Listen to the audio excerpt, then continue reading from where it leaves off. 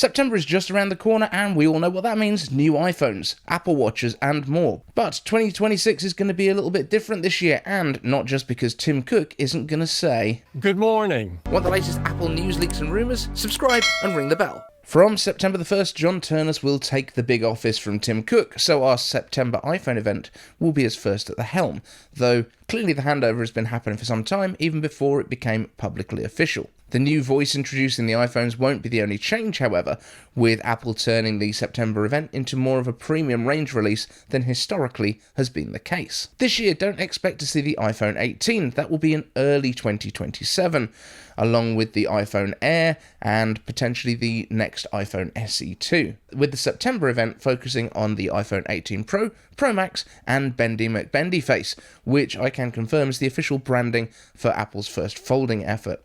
Or maybe Ultra. I'm guessing that Apple will hold their event on Tuesday, September the 8th, although Wednesday, September the 9th has also been mooted by Mark Gurman, which would mean that the invites are likely to drop on August 25th, and the phones landing with consumers on Friday, September the 18th. Of course, after Apple's chosen influencers have had time to get their videos out a few days early. But enough about that, let's talk about new iPhones. The iPhone 18 Pro and Pro Max will share the broad design language of the 17 Pro line, but reportedly with a smaller visible dynamic island, achieved by moving some of the Face ID components under the active display areas rather than under the cutout.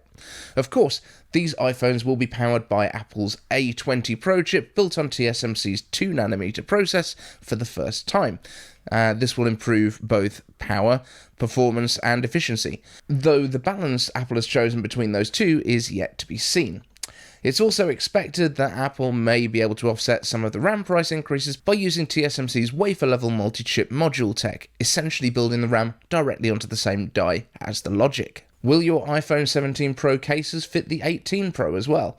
Well, that's controversial. Some sources have said that one or both of the new phones will be thicker than last year to accommodate more battery volume, while some case manufacturers have just written 18 on last year's cases that they're already selling in the stores and called it a day. So, I'd say hold fire. I'd also say if you are looking to upgrade from the 17 Pro to the 18 Pro, you have far too much money. Hold fire again. Buying every annual update is a little bit decadent unless you happen to be on Apple's own upgrade program where you just kind of lease it for a year. I, however, will be upgrading from an iPhone 12 Pro all the way up to the 18 Pro, which is very exciting for me. The other couple of changes will be, drumroll please, the camera getting better. Who could have seen such a left field move coming?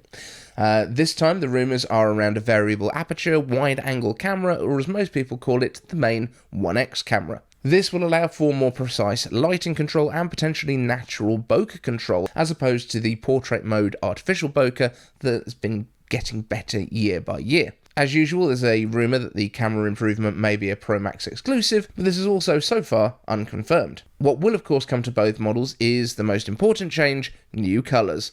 How else can you flex that you're physically basically identical to last year's phone is the new one unless you get the loudest possible colour? While last year it was the cosmically bright orange that was the clear favourite, this year the colours look to be a space grey or space black, sky blue, dark cherry, and a classic looking Apple aluminium, which, as much as I adore the dark cherry, actually looks pretty good and, if nothing else, will hide any wear better than the others. Of course, as soon as it comes out of the box, most people will slap their beautifully sculpted aluminium phone into a less beautiful plastic case and probably stick a plate of glass to the screen, making Apple's design team sob uncontrollably into their extremely healthy bagels and oat milk flat whites. Analysts are still suggesting price hikes for the Pro phones, but I'm hoping that as they avoided increases when Apple bumped their MacBook and iPad pricing recently, they might escape that fate.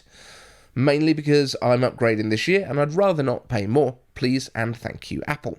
Then, FlexiBoy. Apple's first folding iPhone will be announced, and it seems that the rumours were right about the form factor being what's now called a passport style, with a short and wide outer display while folded, opening up to a display about an inch smaller than the iPad mini, but with a similar aspect ratio, making it a multitasking powerhouse of a phone. Similar to the iPad mini, it's expected to use iPad-style Touch ID on its Wake Sleep button, which is the first time that Touch ID will be on an iPhone since the end of the Home button.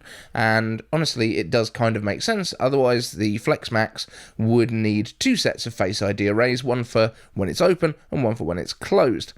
The thing will already have 4 cameras, with the 2 main cameras on the camera array at the back, which will be a wide angle and an ultra wide, and then a FaceTime camera on the outer display and one on the inner display. Now, leaks from the iOS betas have already confirmed that there will be battery modules in both sides as expected, which is not so much a revelation for the design as confirmation that the iPhone Duo will be arriving in this product cycle. And yes, I'm using all of the name options so that this video ages fabulously. Since WWDC, we've seen iOS apps getting much more display size support, which has been seen in the iPhone mirroring app for the Mac, but it's clearly preparing app makers for the changing orientations and dimensions of the iPhone Flappy Bird, and the potential multi-window support too. Essentially, iPadOS and iOS are kind of re-merging in this way a little bit. It'll be interesting to see if the top menu bar from the iPad makes an appearance, or potentially even some sort of Apple Pencil support. Could we even see an Apple Pencil Mini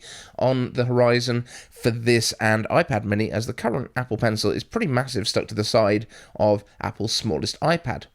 Will it even be, along the lines of the Galaxy Pen thing that you get with those phones that some people seem to quite like? Pricing of the iPhone Flex is still a bit up in the air, with rumours covering everything from $2,000 to $2,500, which is quite the spread. Let me know your price prediction down in the comments, and if enough of you join in, I'll make a graph or something. So beyond the iPhones, it's unclear what else will be arriving in September, whether we'll have multiple events across October and maybe November, or how the format we get will be different, given how weird WWDC's presentation was this year. But on the horizon, just for the rest of 2026, is the Apple Watch Series 12, the Apple Watch Ultra, Apple TV with Siri AI, new HomePod Minis, and maybe HomePod Bigs, Apple's Home Hub, that's the touchy panel thing for at home, an iPad Mini with OLED, maybe some new AirPods, but not the ones with cameras. In fact, we're hearing that AirPods Generation 5 are very, very soon to be released, and we might even get the new Mac Mini before the iPhones, which is mental. Then early next year, we are into new MacBooks, iPhone 18, iPhone Air 2nd generation, iPhone 18e, Apple Watch SE, new iPads, and lots more. There's loads to look forward to. So make sure that you are subscribed, and let me know what you're most excited for down in the comments with any questions that you have for me using the usual hashtag iCaveAnswers. Thank you to all of my Patreons. If you want to join them, the link is down below. Thank you for watching, and I will see you in the next one. Good morning. Thank you for joining us today at Apple Park. Want the latest Apple news, leaks, and rumors? Subscribe and ring the bell.